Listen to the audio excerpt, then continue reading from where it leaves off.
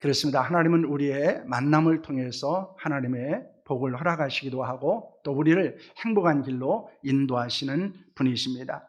그 하나님의 주신 만남을 소중히 여기고 또 기도하면서 사랑하면서 함께 아름다운 가정도 이루시고 또 교회를 세워갈 수 있기를 원합니다. 신실한 신앙생활을 하고 있는 집사님이 계셨습니다. 온전한 헌신을 하시던 집사님이셨습니다. 학생들을 가르치기도 했고 찬양대에서 봉사를 하기도 했습니다. 하나님의 은혜로 사업도 잘 되고 있었습니다. 사업을 더 확장하게 되었습니다. 그런데 시간이 흐르면서 점점 예배에 출석하지 못하는 날이 늘어가기 시작을 했습니다. 예배에 참석해도 집중할 수가 없었습니다. 때로는 눈을 감고 다른 생각을 하면서 예배 시간을 보내기도 했습니다. 물론 교회에서 봉사하는 일도 소홀히 했고 형식적인 교회 생활, 또 신앙생활을 하고 있다는 생각이 들기도 했습니다. 그를 위해서 기도하는 분들이 많이 있었습니다. 그리고 함께 헌신했던 분들의 안타까운 기도 소리도 그는 알고 있었습니다. 목사님도 신앙생활에 대한 권면을 하기도 했고 또 사랑하는 아내는 아주 간곡하게 신앙생활을 좀 더 회복할 수 있기를 위해서 또 기도하기도 하고 권면을 하기도 했습니다. 그러나 사업이 너무나 잘 됐습니다. 일을 쫓다 보니까 사랑하는 아내와 목사님 그리고 그를 위해서 기도했던 사람들의 소리는 들리지 않았습니다. 이제는 출석하는 날보다도 결석하는 일이 더 많아졌습니다.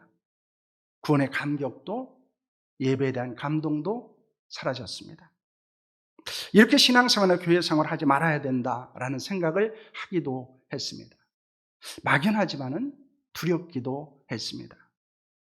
그러나 온전한 신앙생활을 해보간다는 것은 쉽지 않았습니다.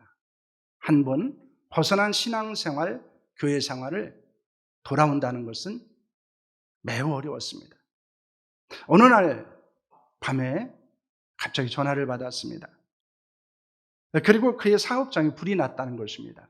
지금까지 그것을 위해서 자신의 모든 것을 쏟아부었습니다. 한순간에 잿더미가 됐습니다. 불에 타는 자신의 사업장을 바라보며 절망하고 낙심하게 됐습니다. 그런데 그의 마음속에 이 두 가지 생각이 들었습니다.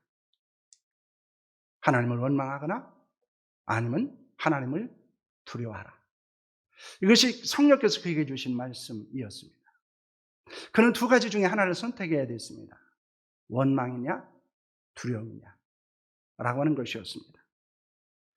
그는 하나님 앞에 두려움을 선택하기로 했습니다.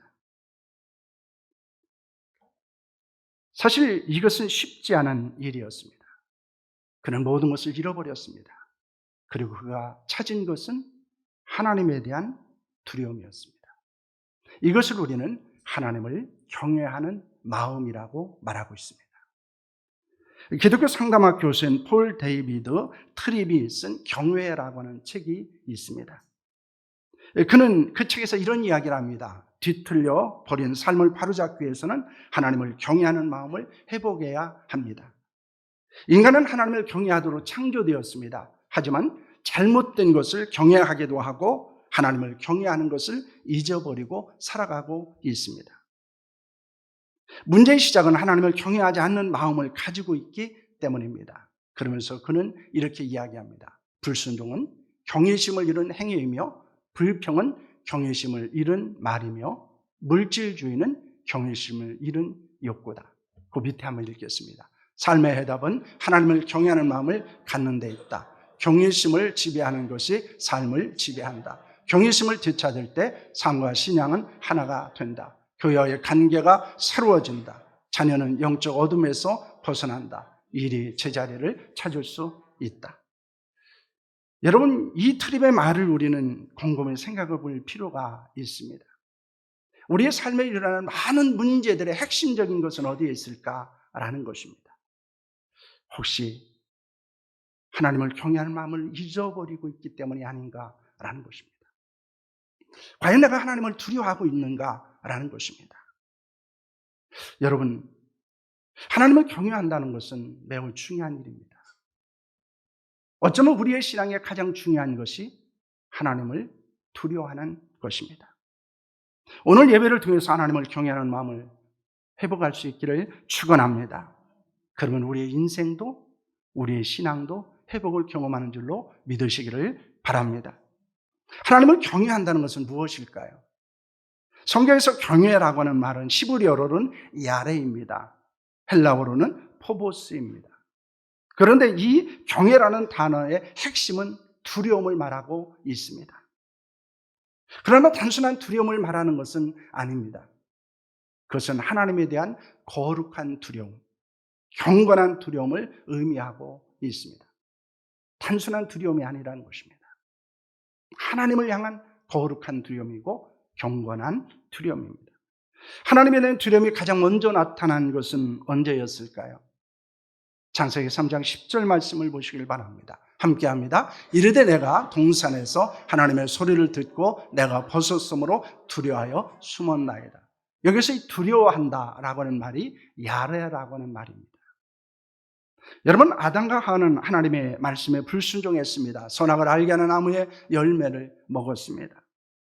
그들은 하나님의 소리를 듣고 두려워 숨었습니다. 그런데 아담과 하와는 하나님을 두려운 마음이 있었기 때문에 다시 하나님 앞에 설 수 있게 되었습니다. 우리의 신앙과 삶에 있어서 가장 기초와 중심이 되는 것이 무엇일까요? 하나님에 대한 경외입니다. 거룩한 두려움입니다. 경건한 두려움입니다. 여러분, 이것이 무너지고 이것이 사라지면 우리의 인생과 신앙은 한순간에 무너지게 됩니다. 제가 교회에서 목회를 하거나 신앙생활을 하면서 경험하는 것 중에 하나가 그것이었습니다. 하나님에 대한 두려움, 하나님에 대한 경외감을 잃어버리고 자기의 마음과 뜻대로 살아가다가 때로는 모든 것을 잃어버리는 사람들을 보게 됐습니다. 그들의 신앙도 인생도 한순간에 무너지게 됐습니다.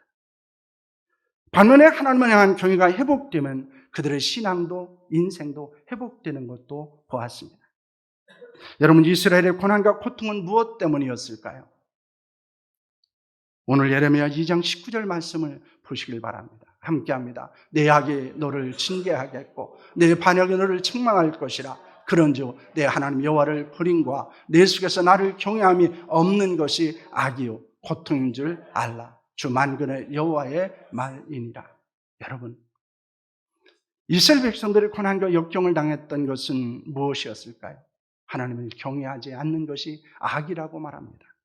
하나님을 반역하는 것이라고 말씀하고 있습니다. 그들은 결국 하나님을 버렸습니다. 하나님의 징계와 심판을 받게 됩니다. 많은 고난과 고통을 겪게 되었습니다. 특별히 너희들이 하나님을 버렸다. 내 속에 하나님이 경외하지 없는 것이 악이다. 그것이 고통이라고 말하고 있습니다.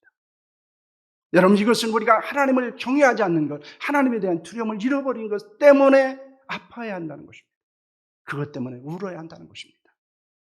그것 때문에 몸부림쳐야 한다는 것입니다.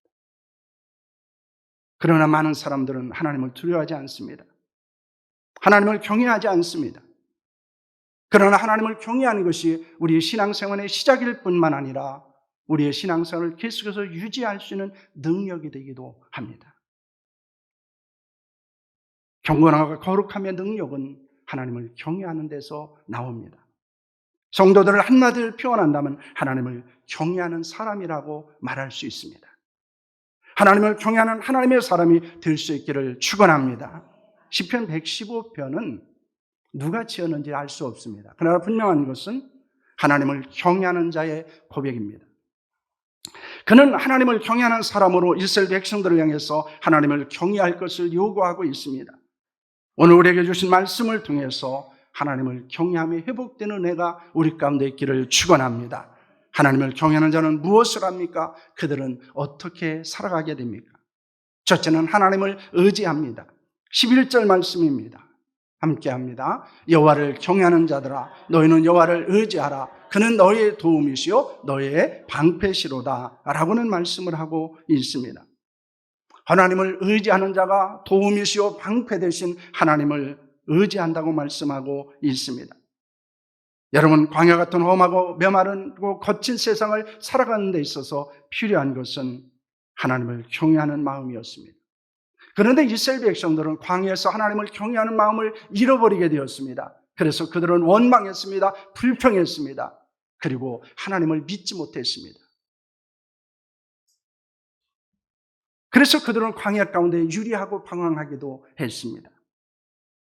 하나님을 경외하는 자가 모든 것을 맡기고 쓰러지지 않을 수 있다는 것입니다. 여러분, 진정한 믿음은 어디에 있을까요? 바로 하나님을 경외하는 신앙 가운데 있다는 것입니다. 그러므로 하나님에 대한 경외감이 사라진다는 것은 우리에게 믿음이 사라진다는 것입니다. 믿음이 없다는 것입니다. 둘째로는 하나님을 예배하게 됩니다. 시편 2편 11절 말씀을 보시기를 바랍니다. 여호와를 경외함으로 섬기고 떨며 두려워할지어다. 이렇게 말씀합니다. 하나님을 경외하는 자가 섬길 수 있습니다. 하나님을 두려워하는 자가 거룩한 떨림을 경험할 수 있습니다. 하나님을 경외하는 자가 하나님을 즐거워할 수 있습니다. 여러분, 여기에서 하나님을 섬기고 떨며 즐거워한다고 하는 것은 예배를 의미하고 있습니다. 하나님을 경외해야 하나님이 찾으시는 예배자가 될 수 있습니다. 하나님이 받으시는 예배를 드릴 수 있습니다. 온전한 예배는 하나님을 경외하는 것에서 나오기 때문입니다. 하나님에 대한 거룩한 두려움이 우리를 예배의 자리로 나아가게 합니다.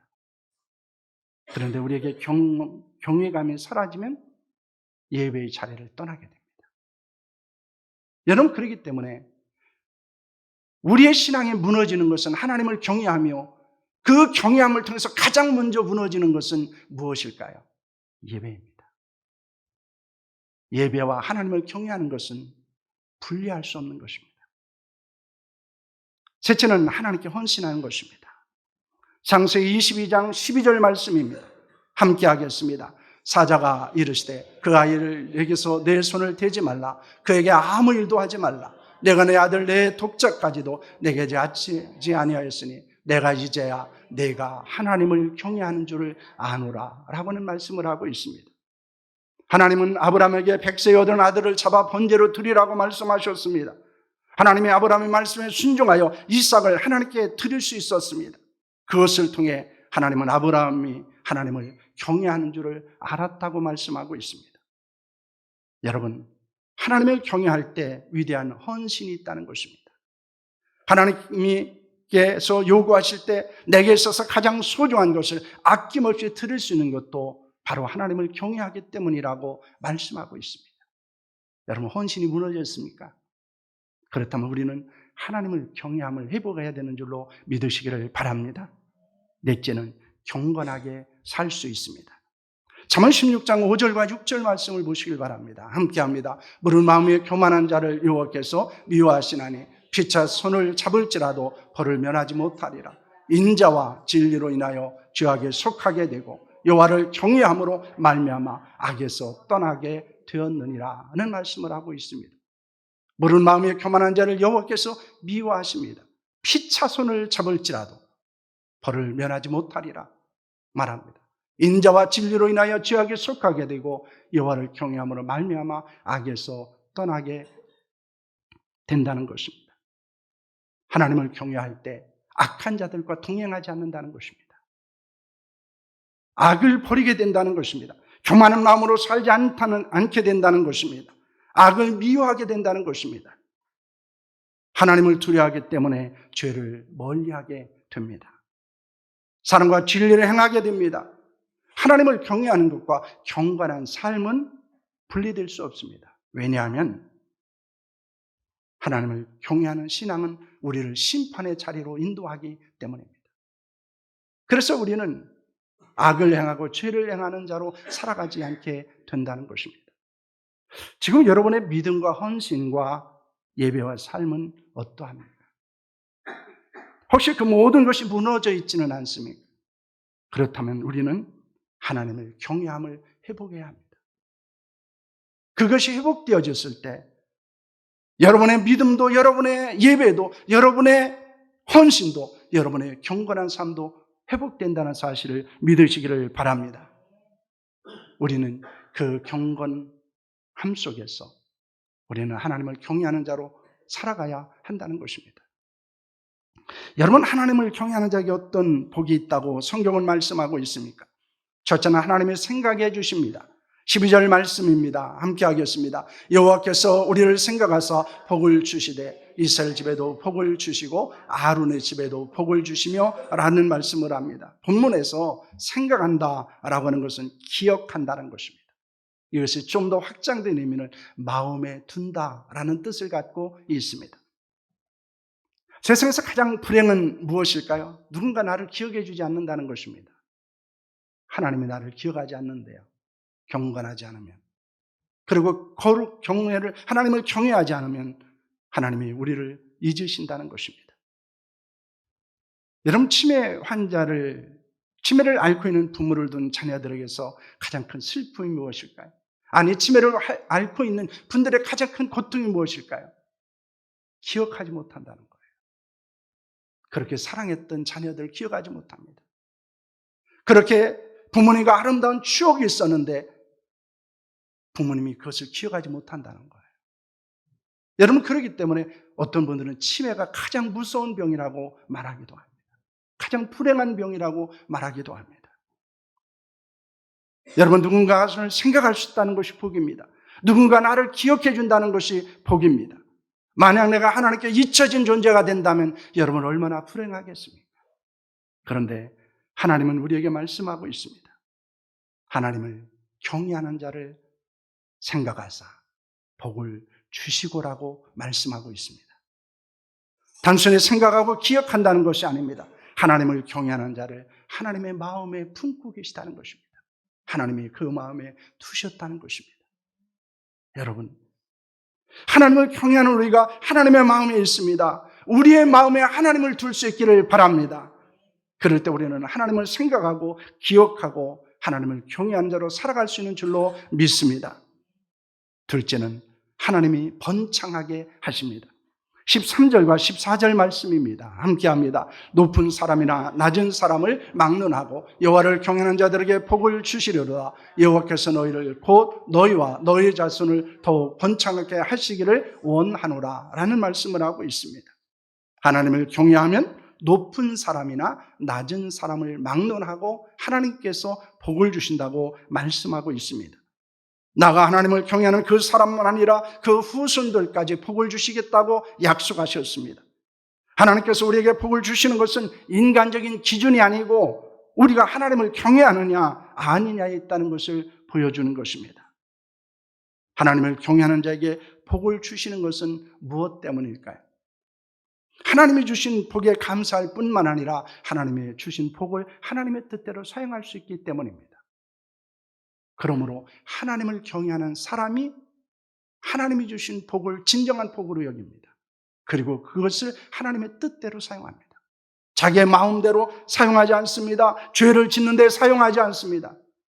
오히려 그 복을 통해서 하나님의 영광을 드러내는 자로 살아가기 때문입니다.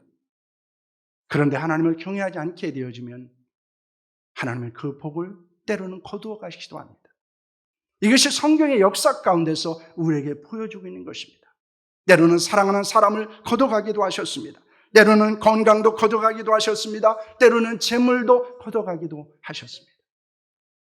그러나 하나님에 대한 경외가 회복되면 하나님은 그들에게 있는 모든 것들을 다시 한번 회복해 주셨습니다. 왜 우리가 하나님을 경외해야 되는지에 대해서 우리에게 매우 핵심적인 진리를 말하고 있습니다. 하나님이 주신 것을 진정한 복으로 여기고 하나님의 뜻대로 그것을 사용하고 그것을 통해서 하나님의 영광을 드러내는 것을 보고 하나님을 경외하는 데 있다는 것입니다. 그래서 우리는 우리의 삶을 돌아볼 필요가 있습니다. 하나님을 경외하는 것이 무너지며 내게 사라지는 것이 무엇인가라는 거예요. 내가 없어지는 것이 무엇인가라는 것입니다. 내가 한순간에 빠져나가는 것들이 어떤 것들이 있는가라는 것입니다. 여러분, 이것은 아주 은밀하게 일어납니다. 이것은 우리가 의식하지 못하는 가운데 일어납니다. 그러나 분명한 것은 하나님에 대한 경외함이 사라지면서 그것도 사라지고 있다는 것입니다. 하나님께서 율법을 주신 것은 무엇 때문일까요? 신명기 6장 24절 말씀입니다. 함께 하겠습니다.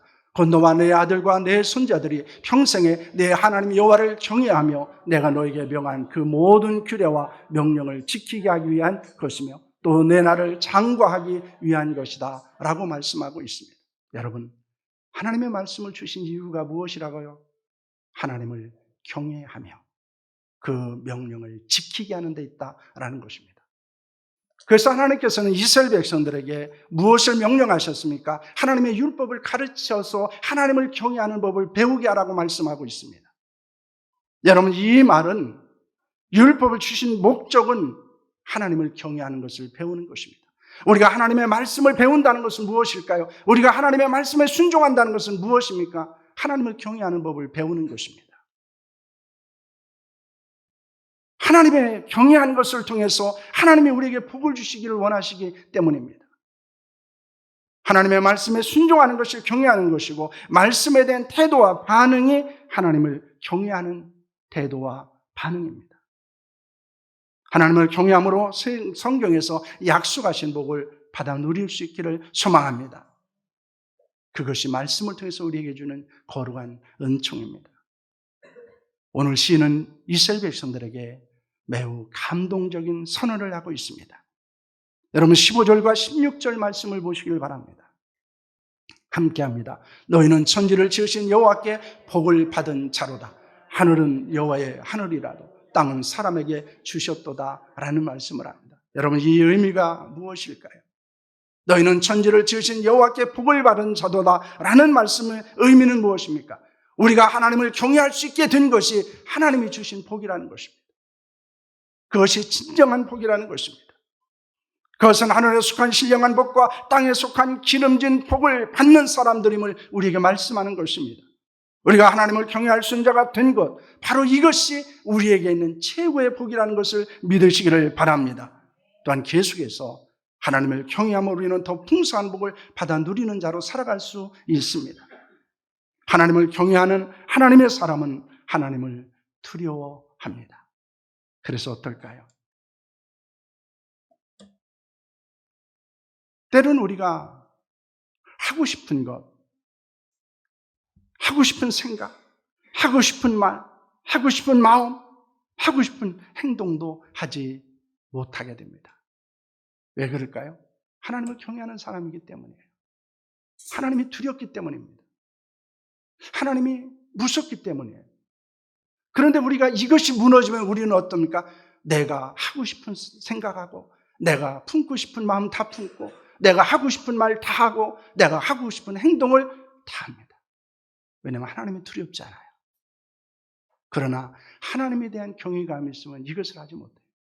여러분, 로마서 보면은 여러분, 그들이 악을 행하는 것에 대해서 말씀하면서 하나님이 무엇을 말씀하고 있습니까? 그들의 생각과 마음대로 하도록 내버려 두셨다, 이렇게 말씀해요. 이것이 가장 무서운 거예요. 내 마음대로 살도록, 내 마음대로 생각하도록, 그리고 내 생각대로 살아가도록 하나님이 버려두시는 것, 이것이 가장 무서운 것입니다. 우리에게는 이것이 가장 편한 것 같지만 사실은 이것은 가장 무서운 하나님의 심판입니다. 우리가 하나님을 경외한다는 것은 바로 그런 것입니다. 그런데 문제는 무엇일까요? 때로는 환난과 역경을 통해, 때로는 유혹과 미혹을 통해, 때로는 재물과 정욕을 통해, 때로는 교만과 악함을 통해, 때로는 상처와 아픔을 통해 하나님을 경외하지 못하게 만든다는 것입니다. 악한 사단은 우리를 너무나 잘 알고 있습니다. 그래서 우리가 하나님을 경외하는 것부터 떠나도록 때로는 환난과 역경을, 때로는 유혹과 미혹을, 때로는 재물과 정욕을, 때로는 교만과 악함을, 때로는 상처와 아픔을 이용한다는 것입니다. 그리고 그것이 당연하다고 생각을 합니다. 나는 이렇게 됐기 때문에 하나님을 경외하는 것에서 떠나는 것이 어쩔 수 없다고 생각합니다. 때로는 우리의 상처와 우리의 아픔은 하나님을 경외하지 않는 것에 합리화시키기도 합니다. 내가 상처받았기 때문에, 내가 아프기 때문에. 여러분, 그러나 과연 그럴까요? 그것이 하나님 앞에서도 과연 정당한 것이 될 수 있을까요? 우리는 하나님 앞에 서게 될 것입니다. 그리고 하나님은 우리에게 물어보실 것입니다. 인간의 본분이 무엇이라고 생각하냐? 하나님의 말씀을 지키는 것, 하나님을 경외하는 것에 있다는 말씀을 하십니다. 이것이 전도서의 핵심 내용입니다. 전도서의 마무리는 무엇으로 되어 있습니까? 인간의 본분은 하나님을 경외하는 것과 그 말씀을 지켜 행하는 것이다 라고 말씀하고 있는 것입니다. 사랑하는 성도 여러분, 여러분에게 하나님을 온전히 경외하지 못하게 만드는 것은 무엇입니까? 그것을 우리는 단호하게 끊어버려야 합니다. 과감하게 그것을 멀리해야 합니다. 그것을 단절해야 합니다.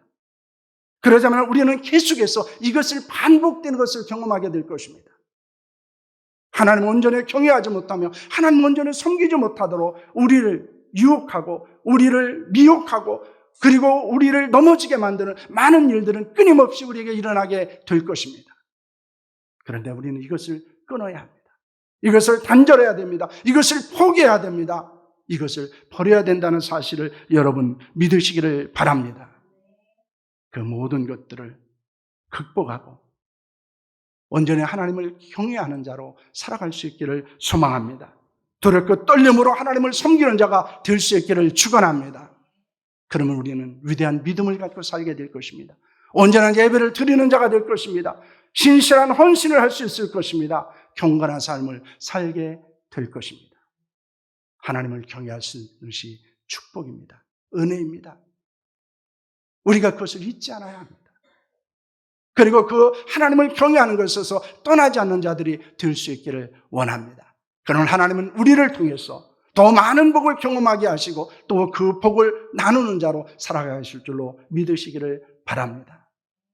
하나님을 경외하는 것이 신앙의 핵심입니다. 하나님을 경외하는 것이 신앙의 시작이에요. 하나님을 경외하는 것이 신앙생활을 유지할 수 있는 능력입니다. 그러므로 우리는 언제나 하나님을 경외함으로 두렵고 떨림으로 섬기는 자로 살아갈 수 있기를 축원합니다. 한번 우리 기도했습니다.